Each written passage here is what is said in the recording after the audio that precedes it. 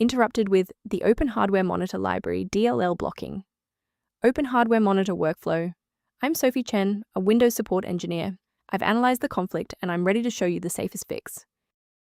Before starting the manual troubleshooting for OpenHardwareMonitor Library, you can find a diagnostic tool for a thorough environment check. This is the OpenHardwareMonitor Library, the core data gathering library for hardware monitoring tools. It manages the low-level communication with GPU and CPU thermal sensors and fan controllers. If missing, the monitoring dashboard will display no sensors detected or will crash upon attempting to pull the hardware.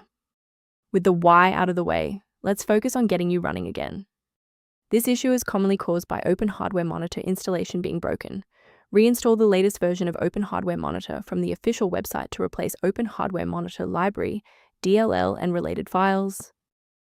When the primary installation path fails, a more surgical approach to checking your system's environmental variables is required. A full system restart clears the temporary memory cache and allows Windows to attempt a fresh initialization of all required libraries, including OpenHardwareMonitor Library. Before you reboot, make sure to bookmark this video or click the like button so you can easily find your way back to the next step once your PC is back up and running. Restarting doesn't always catch everything. If you're still having trouble, let's try this next step together. And if you need to pause the video, I'm not going anywhere.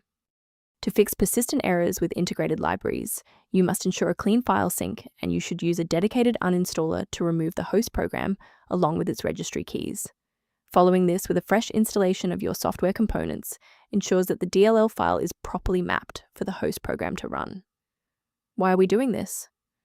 Well, residual registry entries can point the software to the wrong file path, and a complete removal ensures that the new installation is correctly indexed by the operating system. From a systems engineering perspective, there is one major security pitfall I need to help you avoid.